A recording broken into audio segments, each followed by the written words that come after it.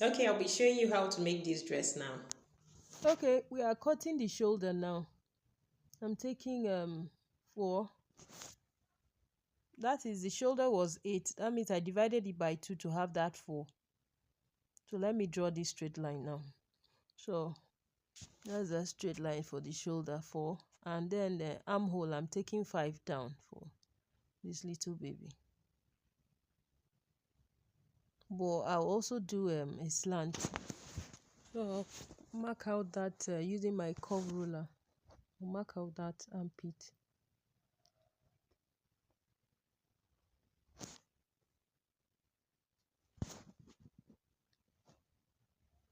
So I'll be taking the half length now. The half length of this cloth is 9. It's actually 8, but I made it 9 because of allowance. And the body, the bust is 20. 20 divided by 4 is 5. So I'm taking 5 now. And adding an allowance here. You can choose to make your own allowance too, but I'm using 1. I made my allowance 1. I'm marking the allowance by the waist now. I'll just trace that out.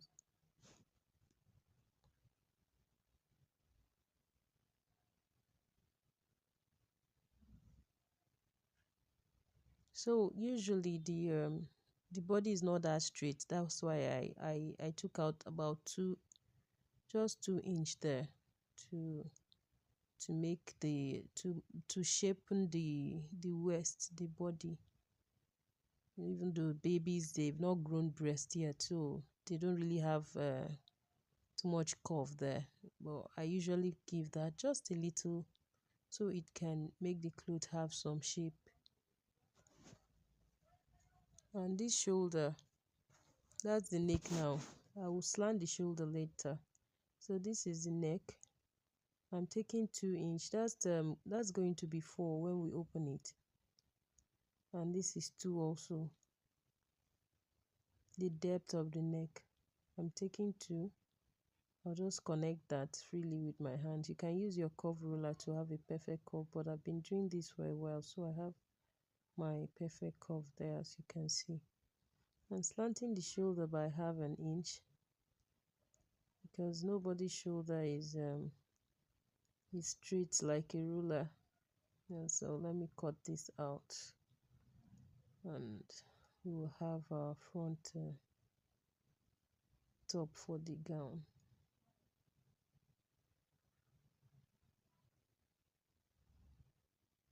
I actually use these upper bodies for tracing out the back side for the back of this gown.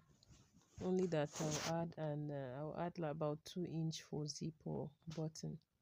So I'm done cutting, and this is what it looks like.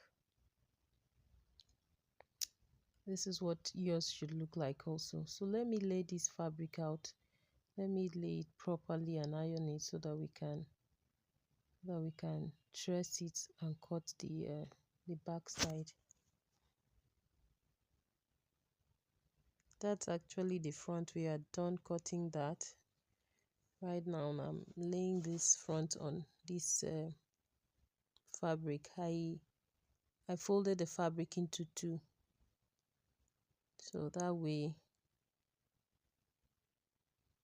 we'll have the back.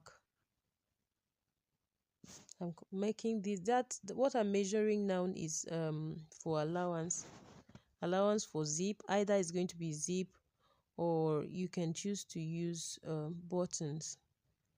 Whatever it is, you just give yourself allowance. I recommend you use 2 inch.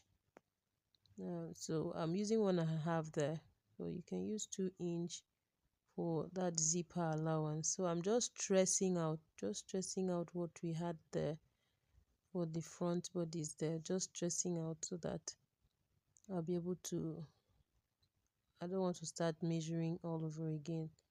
Just trace out what I already have there. And I'll cut it for the back. Okay, let me put this back and trace out the neck. Usually the front depth is lower, so I used 2 inch for the front. I'm going to be using 1.5 for the back. You can use 1, but I'm using 1.5 here. I don't want the depth of the back to be deep. Usually it's not deep.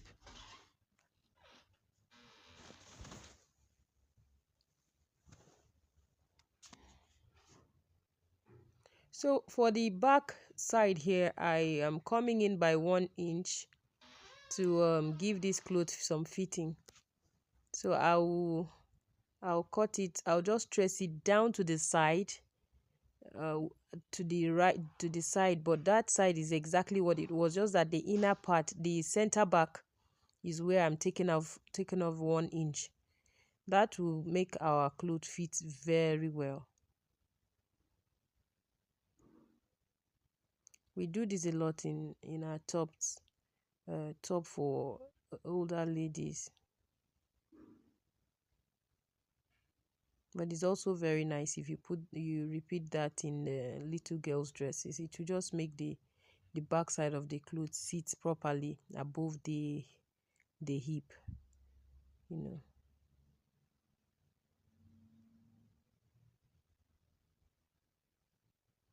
So I'm opening this up. This is the zip or button. So I'll just open it up so that we will be able to fix our zip or button, whatever is your choice.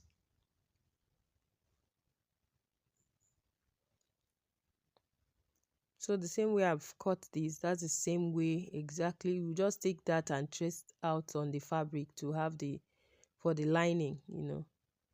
That's exactly what I would do to have the lining for this cloth. Usually your lining should be about the same. If you're using white, your lining should be white lining. Just choose a color that will match with that whatever fabric, the color of the fabric you're